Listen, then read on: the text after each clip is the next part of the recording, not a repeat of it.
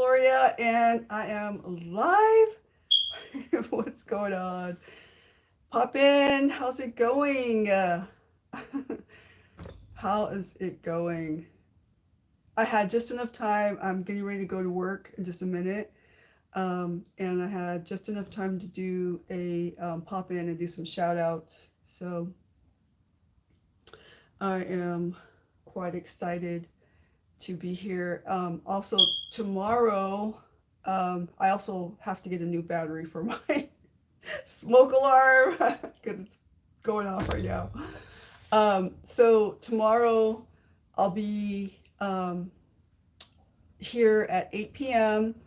and we are looking into some uh, uh, spiritual growth in way of emotional healing. So we're going to be talking about that. I'll be asking you some questions, and um, you guys can ask me questions. It's good to like, hi Charlie, what's going on? So I'm just doing a pop in, just saying hi, giving everyone a shout out. But my regular programming is on Sundays at 8 p.m. and I do a spiritual growth workshop. So tomorrow, I tomorrow I will be here and sharing some just some like advice, some life coaching. I'm a trained life coach, but I don't really like to say I'm a life coach because I'm actually I'm a minister. I'm actually a chaplain. But everyone is welcome to my page. You don't have to be a Christian. You don't have to be any of those things. But I do talk a lot about God. I do talk about Jesus. So that is basically what you'll get on this page. A lot of sharing a lot about the gospel and Jesus and things like that. Because I believe that the first and foremost way to grow is to have a stable, faith system, belief in something bigger than you, which is God, which I believe is God. But everybody has what they believe. Somebody's popping in and they're saying today they sucked. Yeah, we tend to have those days, don't we? Sarupa, what is up? Hi. So I'm tuning in. I'm in San Diego, California, and that's where I'm. That's where I'm tuning in at. Hi, Gary. What's up? You guys have some hard. So somebody's asking me to give them a kiss, so I blew them a kiss. So yeah, you guys, I love you guys. You guys are always here. Some of you are like return, um, subscribers, and I just appreciate all of that. I don't, I'm not trying to make money off of YouTube or things like that. It'd be nice, but I have a job that I love that I go to. Um, so I don't like, I'm not desperate for subscribers, but I am certainly not gonna like reject you. You guys are welcome to be here. Everyone is welcome. So whatever you believe, but this on this page here, what you're gonna get is the gospel because that's what I am. I'm a minister. I talk about Jesus all the time. So if that's something that you want to hear about, and I'm gonna do some spiritual growth workshops, then that's for you guys. Be here, or if you just want to pop in and listen, you can just pop in and listen. But yeah, your subscriptions are totally valued, definitely. So yeah, hi. Um, oh my gosh, 1x something. that is, I don't know where is that tune in. Jesus is Lord, they say. Thank you. Someone says looking gorgeous. Thank you. Somebody said mofo. Somebody something. Oh, what did they say? They said, "Hi, mommy. Can you adopt me?" They said.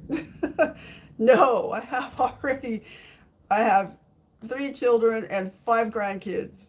I'm not adopting anyone, but I can certainly be here to teach you some uh, spiritual growth lessons, definitely, every week, Sundays at 8 p.m. Somebody says,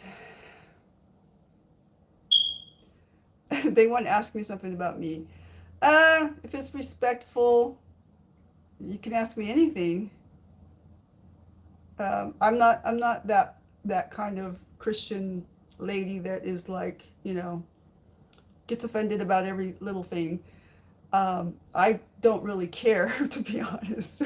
But, you know, um, I am a former motocross athlete, and, I'm just, I lived a life that was, um, I was always a good kid, so I'm not trying to say that I was never bad. I was always a good kid. Um, I didn't drink. I didn't drink alcohol. I was never on drugs, none of those things. But I was a daredevil since day one, is what I say. And so most of the ministry and things that I've done, it I had to be around men all the time. So men, uh, a lot of the things that I did, men didn't like women in the motocross. Uh, they didn't want you in their space. So, and it's kind of awkward. So, but, I don't really care. And for you girls out there, you know what I mean. Some of you girls that are athletes and stuff, you know what I mean, right? So I don't want to be in a man's sport, but, if it's a sport that, you are, um, you're a single, as far as motocross, you're just a single rider. You're just in there. You're not in, you're not, you can compete with men and women, and you're not like, it's not unequal. That one is not unequal. Boxing, that will be unequal. So, other type of physical sports, that would be unequal. But, in the sports that are not unequal, that's okay for women to be in there, you know, that you're not like, men are very, way stronger than women, of course. But, and I'm saying that because, so that has toughened me up to not be someone who gets offended over every little thing. So, when you're in that kind of an environment, you kind of, you get, things don't affect you so much. And plus, I'm older and I'm really very sure about myself. And so I don't, we got a lot of trolls that say a lot of mean things, and I'm not going to be like that person that's going to be like, oh my God, you know. Um,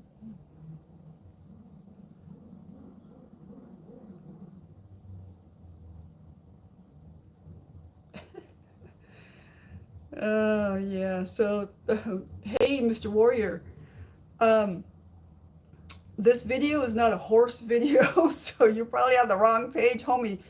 If you want something to do with horses and animals, you got to go to another page, homie. This is not your page. We don't do that kinky stuff here, but we can see that you are kind of kinky, so we're kicking you out.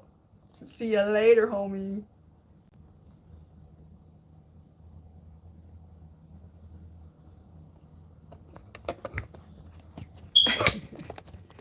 Yeah, some people are just.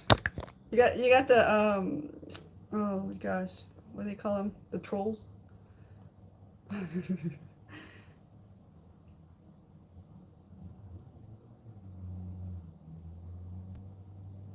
Vinny Philly. Vinny Philly. um, I don't know. I'm not gonna answer that question. That is just like, yeah. I'm not like a young girl, so I don't really care. um, I'm 60 years old, so like I don't care about that stuff. A 20-year-old, they would go, "Oh my God, it would be this or that." Um, 30-year-old maybe them too, but like not me. I'm not that age. I like, you know, I like going to the zoo, having a walk, having a coffee. So, I am single. But yeah, I like going to church. I like, that's what I like. So, yeah, this is not a dating site either. Nick, if you want if you want someone to stop yapping, go to another page with people that don't yap. Okay? Um so it's funny because Nick Mandevi or whatever. um so yeah. Sometimes you guys are talking to each other and I can't tell if you're talking to me or talking to each other. So yeah, anyways, if this is not the page for you, then go to another page. That's all you gotta do. This is not your page, homie.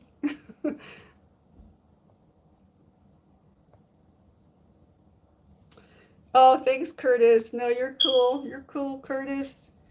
Curtis has said, I'm not spamming. It's okay. Um, some people are. Uh, Good morning. So they say, good morning, dear sister. My place is India. Toji. Thanks for being here, Toji. Respectfully. I know. I'm gonna go right now. After I get off here, I'm gonna go get the batteries for the smoke alarm. It's been like that for about a week, I think. Um, I know it's chirping. It's bugging everybody. They say, "Girl, you need to go get the batteries for that smoke alarm." Um, I know K Spitz also says they can hear the chirping on smoke alarm. Hi, I'm here to say hello to everyone. This is not a regular programming. My regular programming is Sundays at 8 p.m. Sundays at 8 p.m. Okay, and I'll be doing the lesson.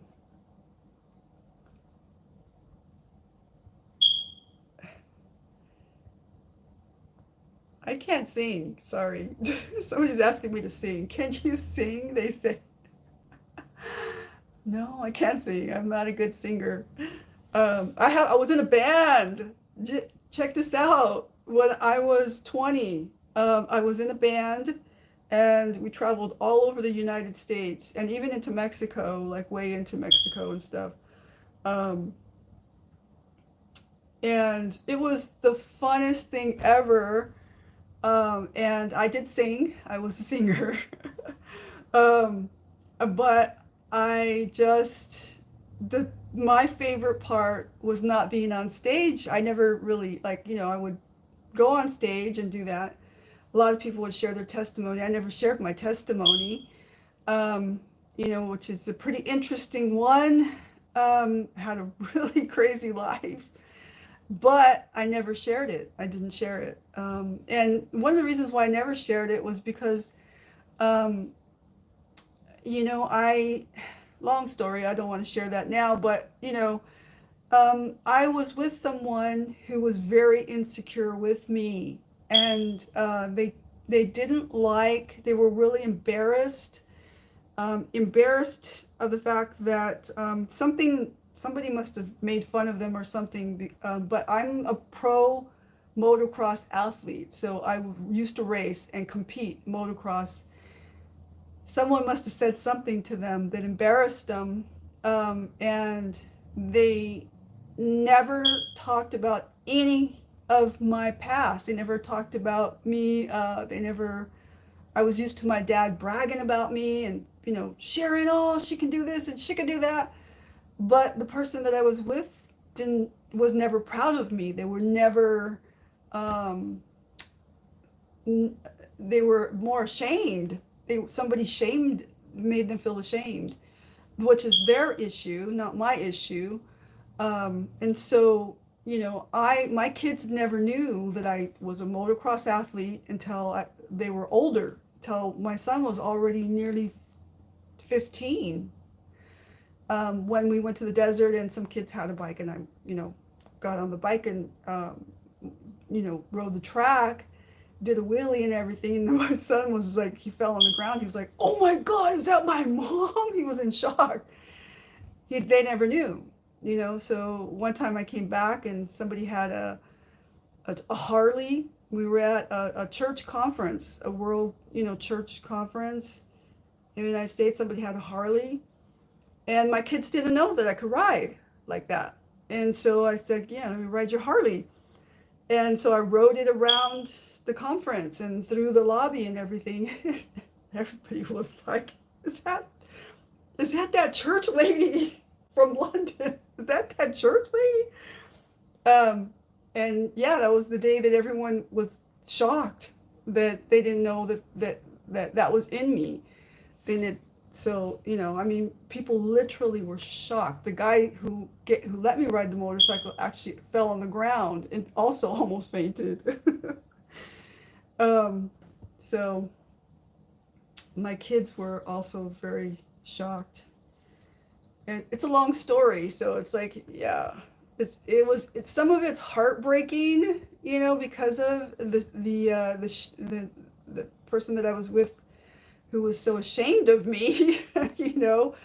And I was used to my dad being so proud of me, and that's why I performed so well at some of the athletic things that I did, And then during the time of, raising the kids and being in the ministry, over in London, and growing a church and everything, I really suppressed myself from all of the things that made me who I am. So it was very, very suppressing.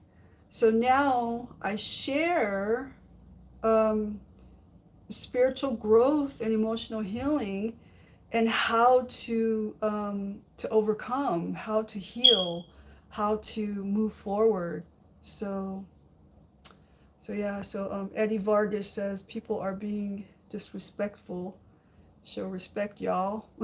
Thank you, Eddie Vargas. Got people got my back. Homies got my back up in here. So I know a lot of people that, that's the nature of YouTube. So the nature of YouTube, especially when you're doing a live, people are going to be disrespectful, but you gotta let that roll off. You gotta let that roll off. These are not real people. As you can see, a lot of them don't even have there's no like face there. They're just trolling. So they're professional trolls is what they are. And basically they just come on they don't have a life. So, but they are real people. There are real people behind that screen that, are probably some, overweight, sweaty person, overweight, sweaty guy. Usually it's an overweight, sweaty guy, that doesn't have a life and really needs Jesus, needs help. So it's a very lonely life being a troll. And it is, and if you go to their YouTube page, they don't have any followers or anything. It's not even, an active, like, professional page. So just a little behind the scenes story there. Let's see, Linda, let's see. All right, let's see.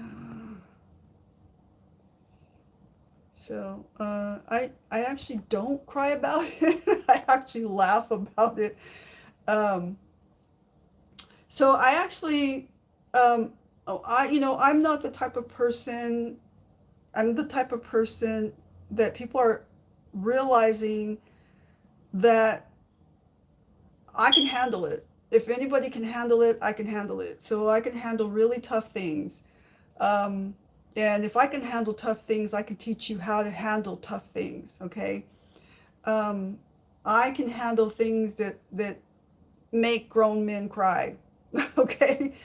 Um, and make them quit, to be honest. And that doesn't that comes from my upbringing. Yes, you know, I got to give that credit to that, and my dad, and the upbringing that I had. But I had some really amazing foster parents that came into my life and who really got me at a young enough age to do an intervention with me. And that is what turned me into the direction to go into school, to pursue a career, to do the things to the extraordinary level that I had done them, competing in boxing and all those. They didn't really know, my foster parents didn't really understand or know that I was a former motocross athlete. They didn't know that part of my life because I didn't share it. One day I did drive up on my brother's motorcycle to my foster parents' home, and they're like, "You know how to ride that thing?" And they're like, "Oh my God, do you have a license for that?" you know? And I was like, "No." And they're like, "Oh my God, what are you doing? You should be riding." So, that was the home where, we had a curfew, and, I had to be in, and I didn't listen to the curfew, and, you know, um, just so many wonderful things. My foster parent was a former Marine.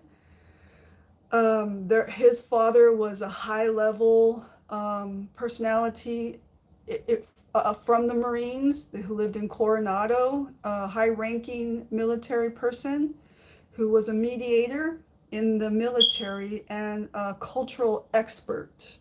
And that's what he was, a professor at the universities teaching on anthropology. And so that's where I had developed my love. And this is all God stuff. This is not just human philosophy. This is God brought me and led me all to these people. God was in it. And so Professor, um, when I researched back at why these people were so good, I found that they had Christianity in their life.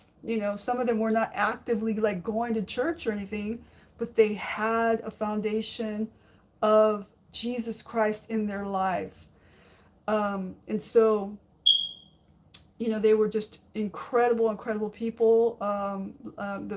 My foster parent, the lady, I don't want to give the names out too much, but I do, but I don't want to give them out too much. But the lady, she's died now. She had cancer, and she died fairly young, but she was a professional artist. She was, like art as in like painting and pottery and things. And she was an athlete. She was a ballet dancer.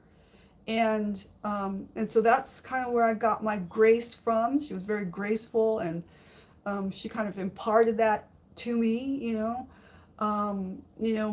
and she, just very soft spoken and very feminine. And so,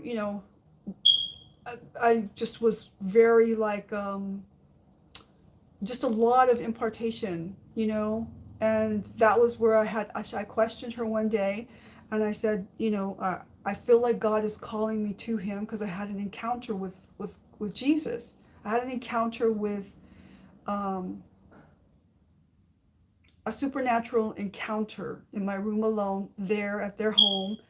And I know that it was God, because I was dabbling in Buddhism. I had become a Buddhist, full-blown Buddhist. And when I went to my foster parent, I asked her, I said, I became a Buddhist. And she goes, so she was just to listen. She didn't, get shocked or anything. They knew how to deal with me. But she said, I said, I feel like God is pulling me to him, but I don't know if I'm doing the right thing. And I feel like I don't know where to go, where to start. And so she said, read the Bible. She was the very first person that said, read the Bible. And so I did. I read the Bible. They didn't have a TV in their home. They weren't TV watchers. They were young and they were finishing out their last years of university. And, so they had just books and books and like a little library in their home, and where I sat and I read the Bible. And I was very in tune with it, and I felt like God was speaking to me, but I didn't know what it was saying. I didn't know what the words were saying, but I felt connected. I felt connected, and you know, um, you know, it was. I say just read the Bible. Like, don't try to understand it. And I've been saying this for years and years, because people always say, start with John, start with this. And when I started going to church and people started saying, start here and start there, I was like, that made me more confused.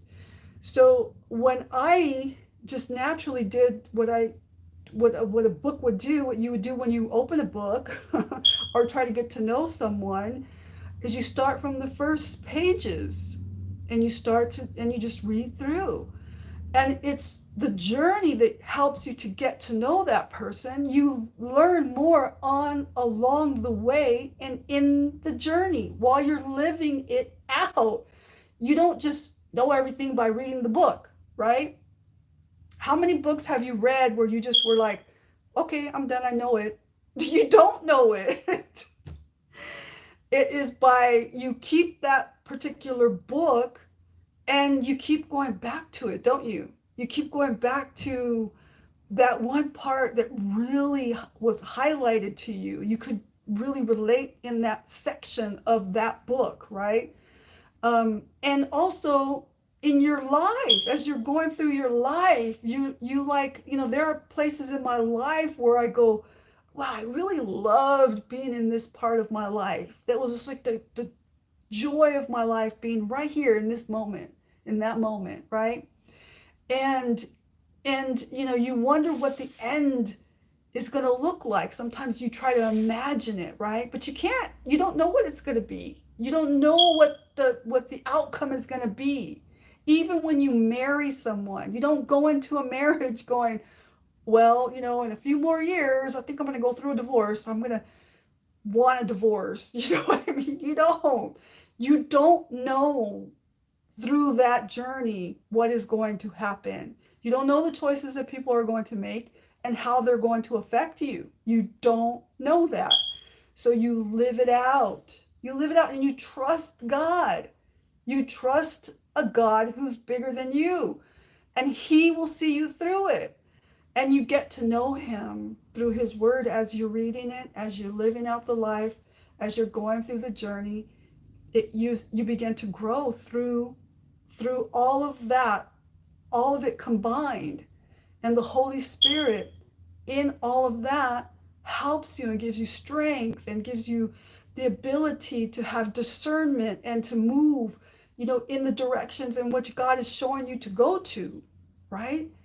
The people to talk to, the people that not to talk to, the people to stay away from, and things like that. So, you just, living out your life is more about um, being a person who is, flexible and pliable, but at the same time tough enough to encounter the hard parts of life, to stick through it, to be pliable enough, to bend enough to learn something, or to have the kind of this, this ability to bend enough to be teachable and learn from the situation, but also to be tough enough to stick through the situation as well, you know. Um, this is something that my teacher, my foster parent, my foster parent was also my boxing coach. So he was my boxing coach as well.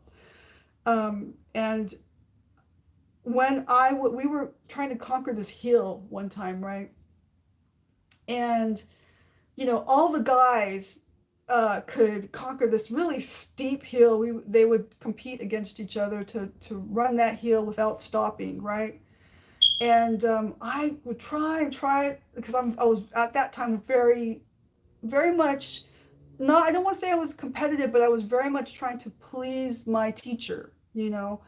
And so I was trying to be the best, you know, because I was just so grateful that, you know, they intervened in my life at a really critical time. And so I was trying to run this hill. I was trying to, you know, I was the only girl, and I was trying to, you know, last the hill to the top. And I could never do it. I would just try not to give up and try not to give up, and I would just like fail every time.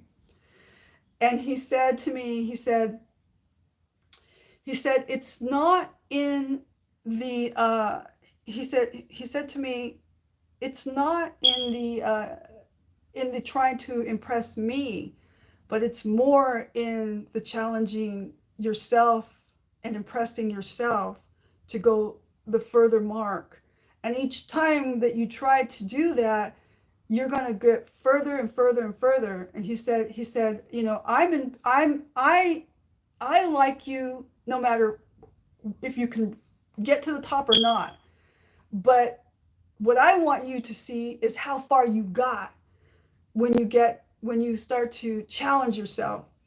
And so the next time, like, I would get so disappointed that I couldn't do it. And he would see that he was like, why would she get so disappointed? And so, like, I mean, kicking the floor and everything kind of thing, you know, because I was young back then. And so finally I was able to conquer that hill. I ran it and I conquered that hill. And there was no cheering. There was no one. Everybody was silent. The guys were silent. Everybody was silent. It was just me sitting with myself, and I was looking at that hill, and I looked around and I said, why is everyone silent? I thought, why is everyone silent and no one's cheering me on? But I learned a lesson, and I didn't learn it that day. I learned it later on in life. And what I learned is that sometimes you're going to conquer those hills, and you're going to sit with yourself, and you're going to be the only one cheering yourself on. You're going to be the only one, and you're going to be like, I'm really impressed with myself. I really did it. I really did it, right? You know, and I'm saying you, and I'm saying, you know, you did it and things. I'm not talking about God at the moment, but, you know, a lot of times you got to realize this is you. This is you doing it, okay? You have to make those steps. And God is in it. He's already in it because he's the one that's putting all of that kind of ability in you to go that extra mile, right? We used to call it going the extra mile, right? And another story I have is, you know, there was a girl and she was on drugs, and she was in our boxing, you know, our boxing group and our boxing team, and she was under what do you call it? Probation or something. I forget what you call it. But she was not. She couldn't do drugs, so she was trying to get clean, and she had been clean, you know. And you know, she had messed up. She messed up, and basically the teacher gave us a whole speech. My boxing coach, my foster parent, gave us the whole team the whole speech, and he said, if one of us go down, we all go down. And he goes, what should her punishment be? And somebody raised their hand. She could walk, you know, the strand over Silver Strand to Coronado, which is about 20 miles one way. It's 20 miles one way, okay? Um, I think it's 20 miles one way. I'm pretty sure it's 20 miles one way. But um, we, that's somebody said that, and he said, okay, well, are you going to go with her? And they were like, no, no, I'm not going to walk that. Heck no, heck no, everything, heck no. And he said, anybody going to go with her that, thinks that um, thinks that that's the right punishment for her. And then, I was painfully shy back in the day, and little old me, in my little old hand, raised like this, because I understood the value of somebody intervening. I seen in my teachers, this coach, he intervened in my life, just like Jesus Christ intervened in my life. And I seen the value in that. And so, didn't matter what torture it was. It didn't matter how hard it was going to be. I valued uh, what they did for me. And as painfully shy as I was, I raised my hand and I walked that 20-mile with blisters, bleeding feet, and everything, dehydrated. It was hard to do, okay? And some people run that. There was no way, we walked it. But it was in the pounding heat, and it was, I'm talking about, I was severely dehydrated. And, we got across, and then we also walked back, and walking back was even worse, and it was awful. And that girl, to this day, I heard her entire story as we walked. She told me, all of the bad things that happened to her in her life, things that I never repeated to anyone.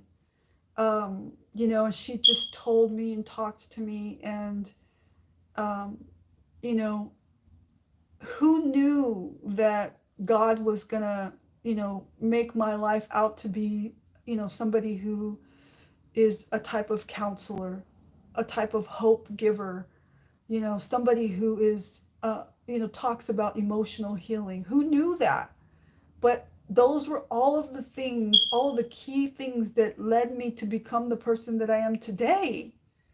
So, walking with her, I listened and I cared for her.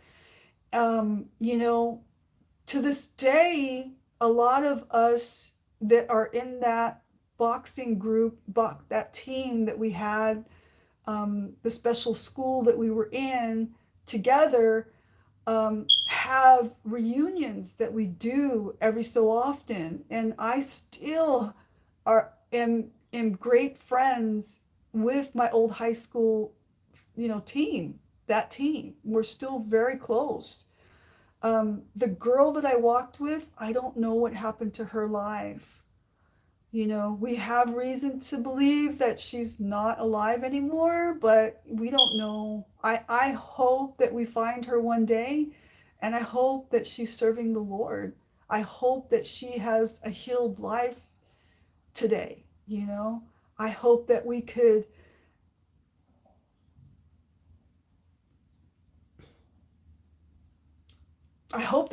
connect and have a reunion and have a happy day with her someday, but I don't know what happened to her life. It's been many years since that walk, and the torture of that, but we were bonded together because of that walk, you know, and only those types of things. It's only those types of things that when you are, you know, going through hard times with people, that you become bonded to them.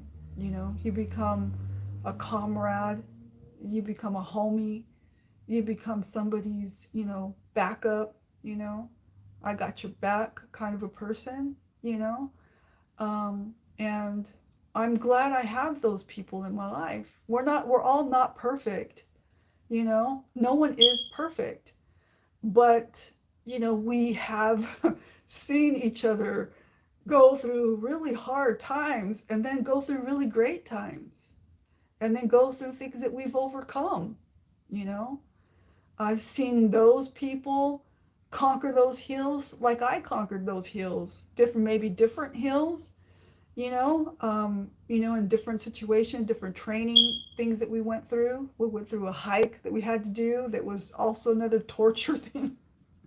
and and the funny thing is, there was people that in that hike who became, natural leaders, natural protectors, and those people who were the natural leaders, they have one of them is has become a high level military person, and was is my friend, but also ran for a city official here in San Diego. And you look back and you go, they were a natural, leader back in that time when we went on that hike. You can see, um, you know, that leadership, leadership is developed, it's learned, but there's some type of natural element inside of you that makes that happen too, So they're also a Christian, they also serve the Lord. Many of my friends back in those days are now serving the Lord. Another young girl, um, well, we're not so young now, but another lady that I know, she's also a big time community worker here in San Diego, and she's, also serving the Lord. And so I'm very, very happy about that, So God, God is in it. A lot of times it's a lot of our natural elements that are developing along this journey as well, through all of the natural things that you are given to do or come your way. For us, riding motorcycles and racing and all that was, we lived that lifestyle, and it was available to us day and night, day and night. So, of course we were going to go into that, but for my kids, they didn't have access to all those things. They didn't live that lifestyle. We had acres and acres of land. I just jumped on a motorcycle and ran out the back door, and there I was riding. So that we didn't have that. So my kids didn't have that. So um, you know, it's a different life and different things. But they are amazing people in their own way, in their own journey, and what they do today, when they are truly amazing people. So I've got to get to work. I've got to stop talking. And so I actually have to I do an overnight shift. This is going to be, next week will be my last overnight shift, and I won't have to do them anymore. So I'll have a regular work schedule. Um, and I'll be doing the regular 9 to 5 type of work. Uh, and I'll be here on Sundays at 8 p.m. That's my regular programming. So yeah, so thanks for being here, all of you wonderful people. And some of you got my back over there talking about, hey, people being disrespectful up in here. Uh, Thank you for that. Appreciate that. So somebody's saying I'm still stupid. Vernon, don't say that about yourself. Don't call yourself stupid. You can always overcome. You can always your life can be so different. If you choose to read the Word of God, find a great church, and serve God. And your life can change. Your life can change. God is good. All right, guys, I'm gonna get out of here, and get going. And I need to buy a battery for that smoke alarm, I know. All right, let me see. Hey, Turkish is in the house. Way down here. All right, let me see. I love you, love you, love you too. You guys are funny.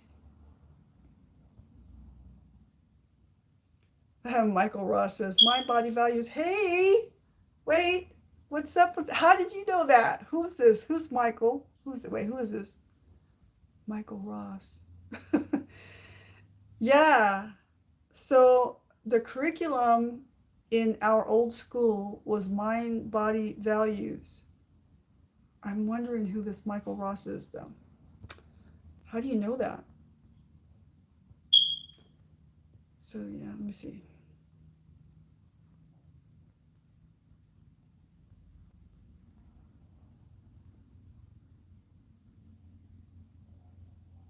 Wait, who is this? The hill on the way to the gym? Yes. Wow, who's Michael Ross? Who are you?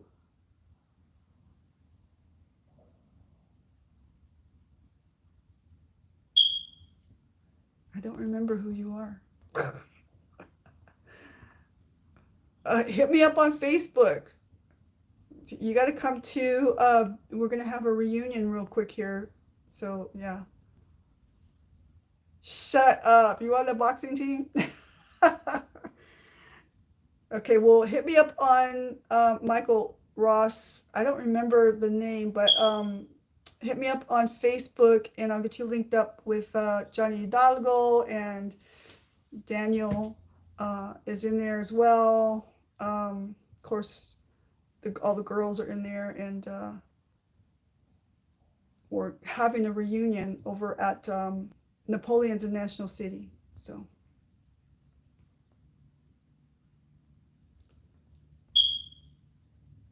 That's cool.